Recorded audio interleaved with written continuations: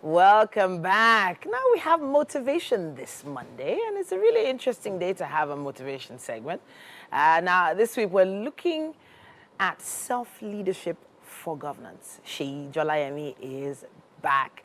She's a creative, dynamic, self-motivated woman. She has over 12 years experience in idea conceptualization, brand management, and effective brand communication.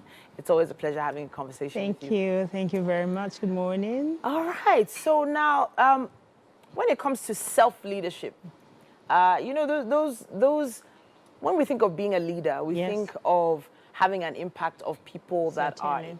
essentially following us. Yes. So there are leaders and there are followers. Absolutely. What exactly does self-leadership refer to? Well, self-leadership is literally the leadership of you. And if you're not able to lead yourself, then it will be extremely difficult to lead other people. Okay. And sometimes it's not even in the difficulty for yourself, it's also in the difficulty for the people that you're leading, because then you don't even have an understanding of what it takes, for example, to be a follower. Okay. And if you are leading yourself, obviously you're following yourself. Okay. You understand what it takes to have somebody ahead of you. And as much as possible, we can learn leadership of others from leadership of self. Okay. So what you have not been able to achieve for yourself, it becomes almost impossible to achieve for other people. So more often than not, we're looking at, you know, having someone ahead of us to lead us, which is fantastic. But if you're not able to lead yourself in following the instructions that are required to follow the person you're leading, then to a large extent, you're still not a good follower. I mean, you cannot be a good leader as well. So I want to piggyback on a term you used. Okay. You said rules, regulations. You need to put in structures for yourself. For yourself, yes. Now, how do you begin to do that? So obviously, if you don't have something like that, you don't even know what guides to follow, what path to take. Sure. Where do we begin?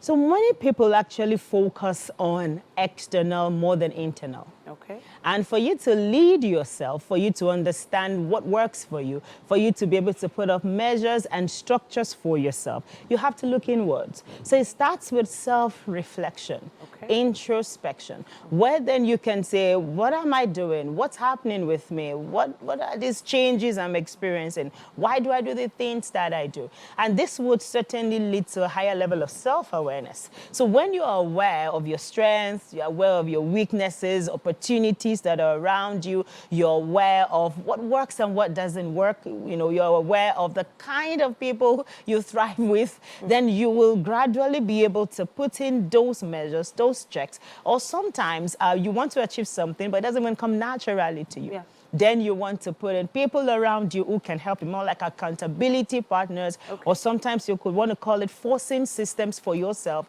to ensure that you're able to achieve what it is that you are going for. So I have to look at that, the additional term in what we're talking about today, governance. Yes. When people hear the term governance, you know, they basically are making reference to, you know, different types of people being essentially led in a particular direction. True. Now, whatever your guidebook has been, really is what you've used to self-lead. Lead yourself, yeah.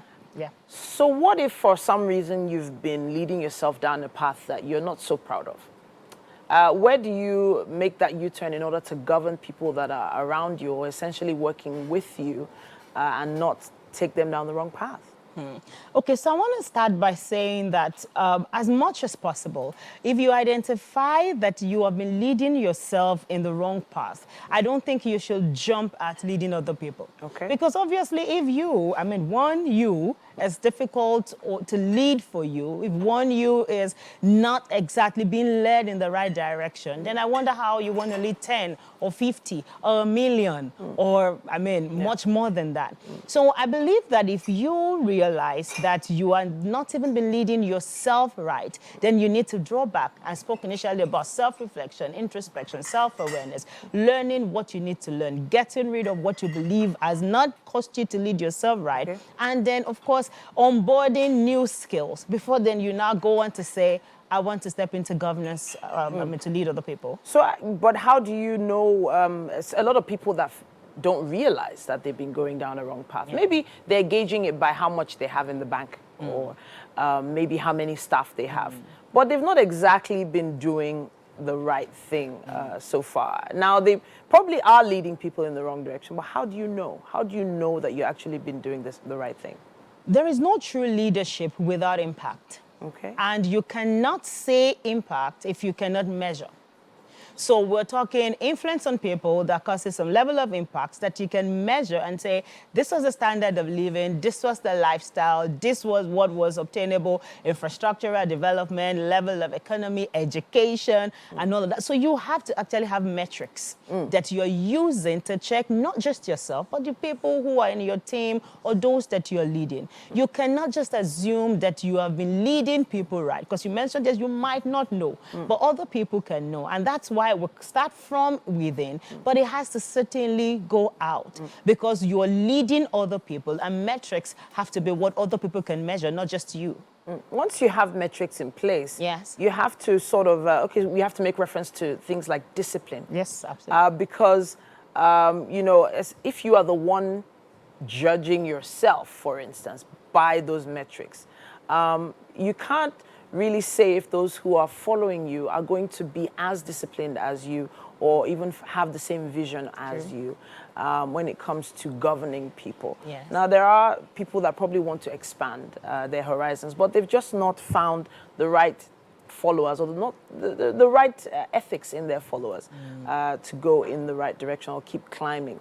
It feels like a plateau. What can they do from there? You said they've not found the right ethics in their followers. There's something wrong with that. Okay. Because if you have been leading a set of people, we spoke about impact the other time, and influence, and they are supposed to learn from you, which of course now means that if you are a bad leader, you might actually be raising a set of bad leaders in your followers. But what it actually takes to lead people is to raise them to become leaders in their own right, because all of us are actually leaders in our own right. And more often than not, we're looking at governance as something for other people, but we need to build ourselves so that then we can go ahead and build other people as well. All right. Thank you. So whenever you get to look upon a leader today, just understand that there are certain metrics that have been used to gauge whether they have been impactful enough to lead you and govern you. Yes, hint, hint. We have a hashtag you can use if you want to make comments and contributions. Wake Up Nigeria on TVC. We would love to hear what you think. Thank you so much for joining us. Thank you so much. Thank you for having me. All right, then. We're going to be taking a quick break and be back with so much more right here on Wake Up Nigeria.